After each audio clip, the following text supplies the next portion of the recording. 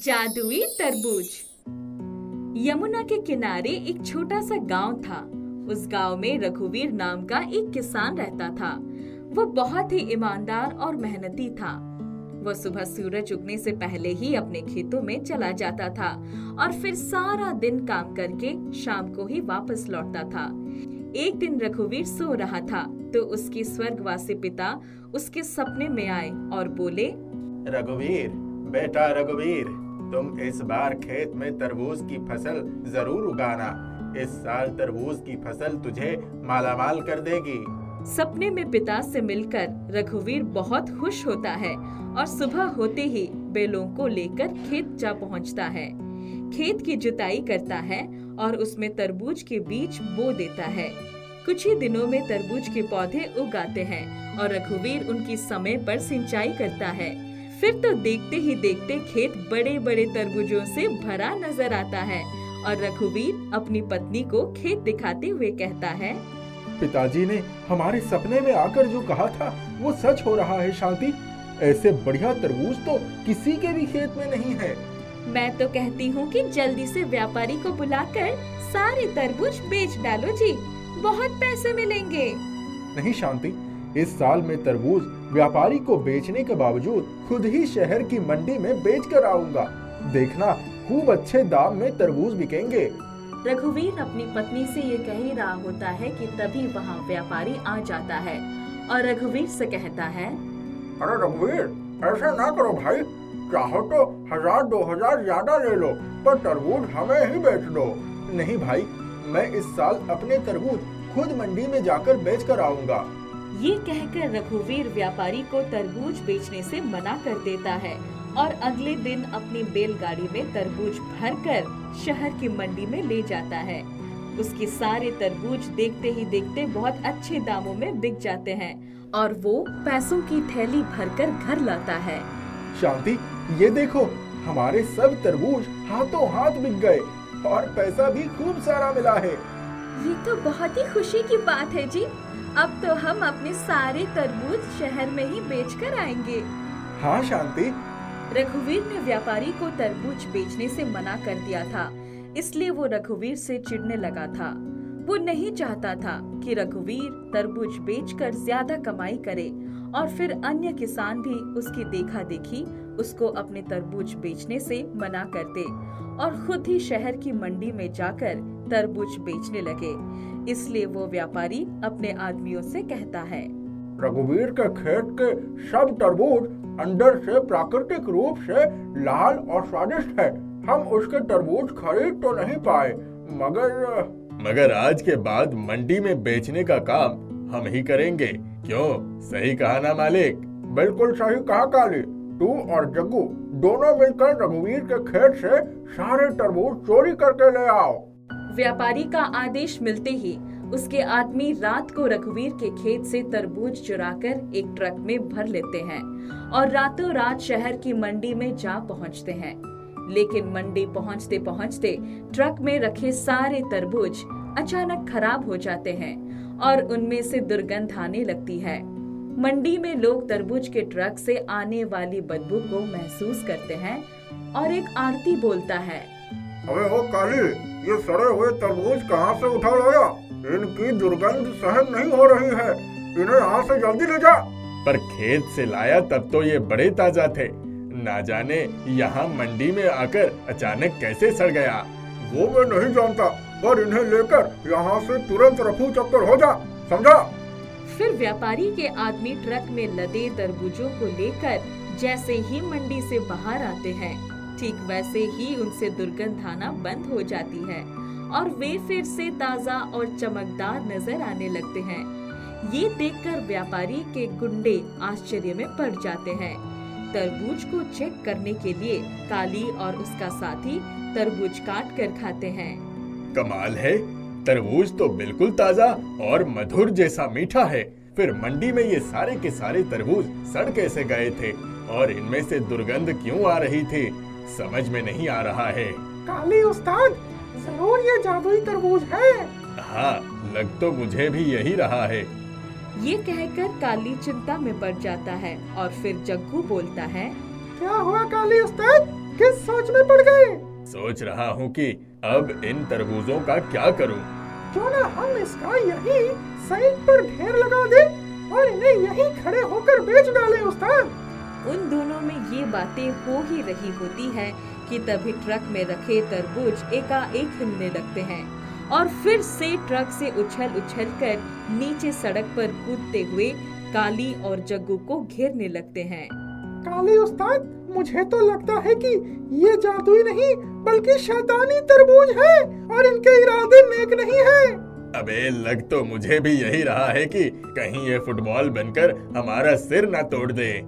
काली अपनी बात को पूरी भी नहीं कर पाता है कि तभी तरबूज सच में ही फुटबॉल बनकर उनकी ठुकाई करने पर उतर आते हैं।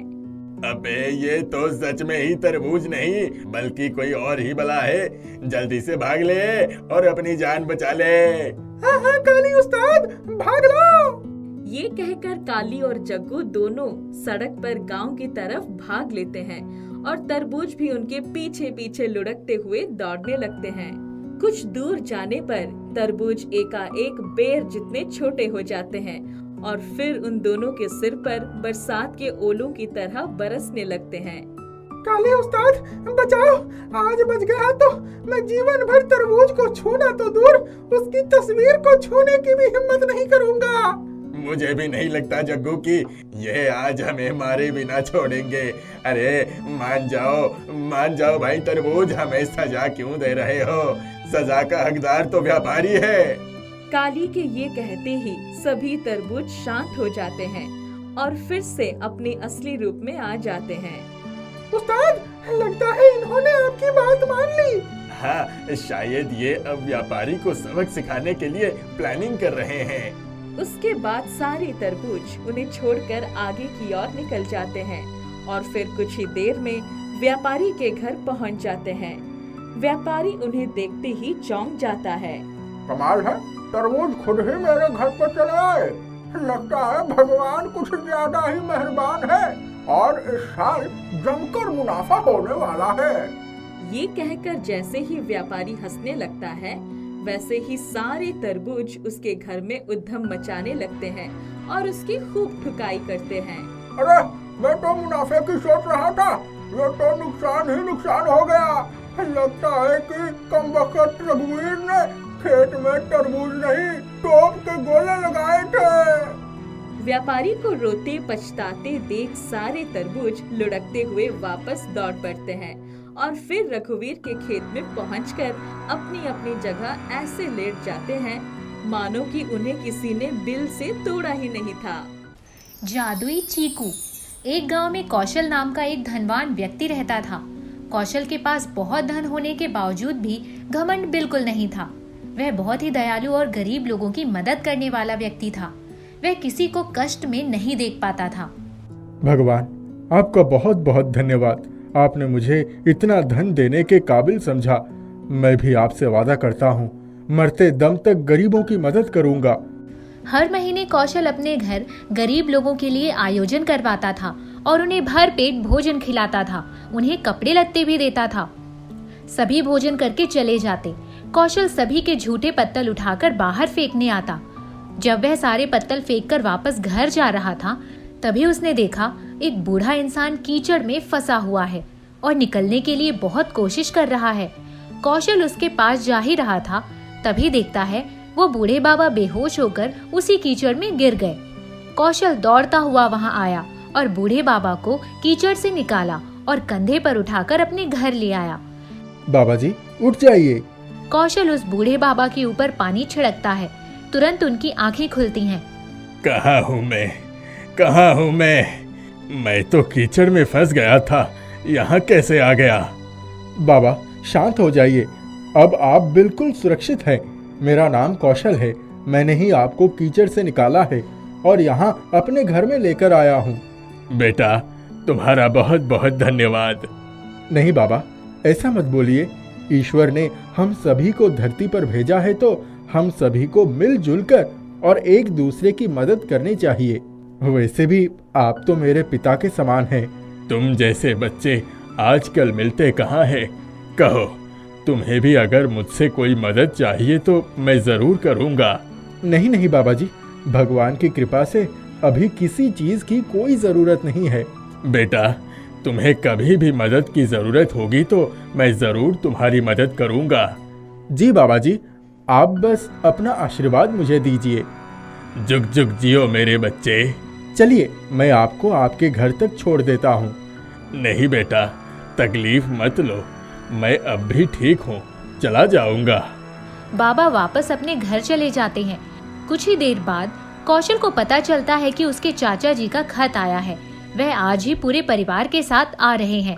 यह सुनकर कौशल बहुत खुश होता है। कौशल के चाचा जी अपने पूरे परिवार के साथ कौशल के घर आते हैं। आइए चाचा जी, कोई तकलीफ तो नहीं हुई आने में? अरे नहीं बेटा, तुमने तो भेज दिया था कुछ लोगों को हमारी सामान यहाँ तक लाने के लिए। तकलीफ किस बात की? और बताइए क्या चल रहा है जीवन में? बेटा, अभी तो स्थिति अच्छी नहीं, पैसों की बहुत दिक्कत आ रही है। क्यों चाचा जी, आप तो अच्छी जगह काम करते थे। हाँ करता था, मगर कुछ महीनों पहले ही उन लोगों ने मेरी जगह किसी और को रख दिया है, इसीलिए मुझे काम से निकाल दिया। रहने को भी कोई जगह नहीं है, इसीलिए सोचा कुछ दिन यहीं रह लूं।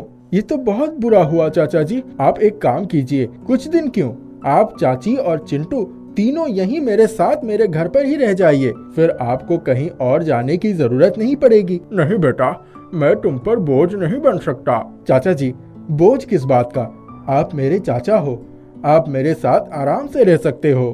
कौशल के चाचा मान जाते हैं। 3 महीने बीत चुके थे। कौशल और उसके चाचा का परिवार सभी खुशी खुशी रह रहे थे। एक दिन कौशल गांव में घूमने जाता है और सभी से उनका हाल चाल पूछता है। फिर कुछ ही घंटों के बाद वापस घर पहुंचता है। चाचा जी, शाम का चाय नाश्ता हो गया? बेटा, हमारा चाय नाश्ता हुआ या नहीं, अब इसकी तुम्हें फिक्र करने की कोई जरूरत नहीं है। क्यों चाचा जी, क्या हो गया? चलो निकलो हमारे घर से, अब से ये तुम्हारा घर नहीं बल्कि हमारा घर है। चाचा जी, ये कैसी बातें कर रहे हो आप? सीधी बात कर रहा हूँ, अब से ये घर मेरा है, तू निकल यहाँ से। ये देख, तूने ही इन पर अपने दस्तखत किए हैं, देख ले, अगर मैं झूठ बोल रहा हूँ तो। कौशल उन कागजात को देखता है और हैरान रह जाता है। मगर चाचा जी, आपने तो कल ये कहकर दस्तखत ली थी कि ये चिंटू के नए स्कूल में दाखिला के कागजात है, जिस पर आप चाहते थे आपकी जगह मैं दस्तखत करूं। बेटा, वो सब तो बहाना था, मैं यहाँ आया ही इसीलिए था। मुझे नहीं लगा था इतनी जल्दी मेरा काम हो जाएगा।